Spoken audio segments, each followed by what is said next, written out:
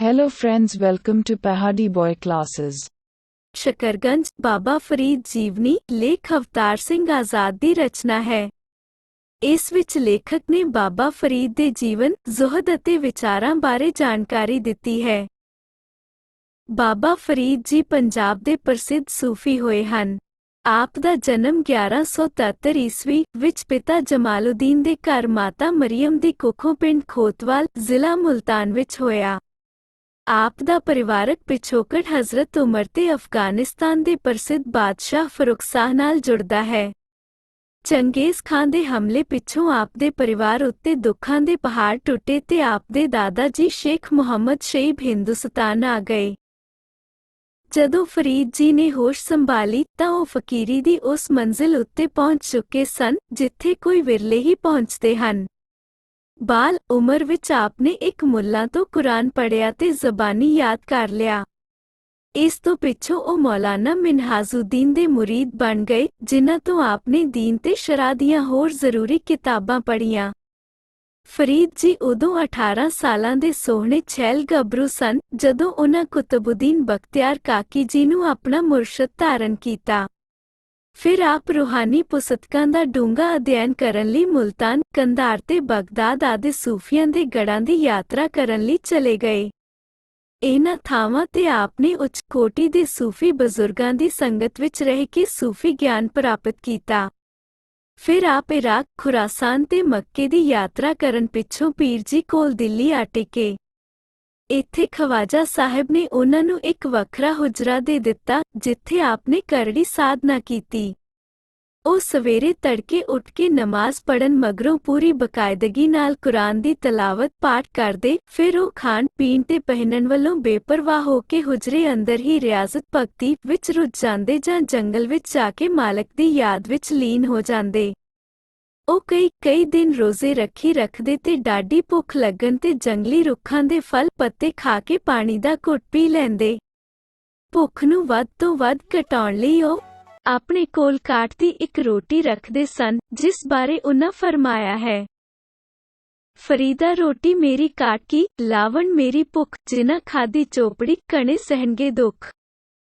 ਇਸ ਤਰ੍ਹਾਂ ਆਪ ਨੇ ਰੱਬ ਨਾਲ ਰਸਾਈ ਰੱਖਣ ਵਾਲੇ ਕਾਮਲ ਮੁਰਸ਼ਦ ਦੇ ਕਦਮਾਂ ਵਿੱਚ ਰਹਿ ਕੇ ਫਕੀਰੀ ਦੀਆਂ ਕਈ ਮੰਜ਼ਲਾਂ ਤੈਅ ਕਰ ਲਈਆਂ। ਆਪ ਲਈ ਉਨ੍ਹਾਂ ਦਾ ਵਿਛੋੜਾ ਕਈ ਵਾਰੀ ਬਹੁਤ ਹੀ ਅਸਹਿ ਹੋ ਜਾਂਦਾ। ਆਪ ਉਨ੍ਹਾਂ ਦੇ ਪਿਆਰ ਵਿੱਚ ਇੰਨੇ ਬੇਕਰਾਰ ਹੋ ਜਾਂਦੇ ਕਿ ਮੀਂਹ ਝੱਖੜ ਦੀ ਵੀ ਪਰਵਾਹ ਨਾ ਕਰਦੇ ਤੇ ਗੁਰਚਰਨਾਂ ਦੀ ਛੋਹ ਮਾਣ ਕੇ ਨਿਹਾਲ ਹੁੰਦੇ। ਕਾਲੀ ਕੋਇਲ ਤੂੰ ਕਿਤ ਗੁਣ ਕਾਲੀ, ਆਪਣੇ ਪ੍ਰੀਤਮ ਕੇ ਹਉ ਬਿਰਹੇ ਜਾਲੀ, ਤੇ ਅੱਜ ਨਾ ਸੁੱਤੀ ਕੰਤ ਸਿਉ ਨੰਗ ਮੁੜੇ ਮੁੜ ਜਾਹੇ ਵਰਗੇ ਸਲੋਕ ਆਪਦੇ ਉਨ੍ਹਾਂ ਦਿਨਾਂ ਦੇ ਬਿਰਹੋਂ ਨੂੰ ਹੀ ਪ੍ਰਗਟ ਕਰਦੇ ਹਨ। ਜਦੋਂ ਖਵਾਜਾ ਕੁਤਬੁਦੀਨ ਨੇ ਦੇਖ ਲਿਆ ਕਿ ਫਰੀਦ ਜੀ ਨੇ ਇਲਮ ਤੋਂ ਪਿੱਛੋਂ ਫਕੀਰੀ ਵੀ ਕਮਾ ਲਿਆ ਹੈ, ਆਪ ਨੇ ਆਪ ਨੂੰ ਹਾਂਸੀ ਜਾ ਕੇ ਟਿਕਣ ਅਤੇ ਉੱਥੇ ਰਹਿ ਕੇ ਭੁੱਲੀ ਭਟਕੀ ਖਲਕਤ ਨੂੰ ਸੱਚ ਦੀ ਸੋਝੀ ਦੇਣ ਦਾ ਹੁਕਮ ਦਿੱਤਾ। ਮੁਰਸ਼ਦ ਦਾ ਹੁਕਮ ਪਾ ਕੇ ਆਪ ਹਾਂਸੀ ਆ ਗਏ ਤੇ ਤਪ ਸਾਧਨਾ ਵਿੱਚ ਜੁਟੇ ਰਹੇ। ਆਪ ਬਹੁਤਾ ਸਮਾਂ ਮਾਲਕ ਨਾਲ ਅਭੇਦ ਹੀ ਰਹਿੰਦੇ।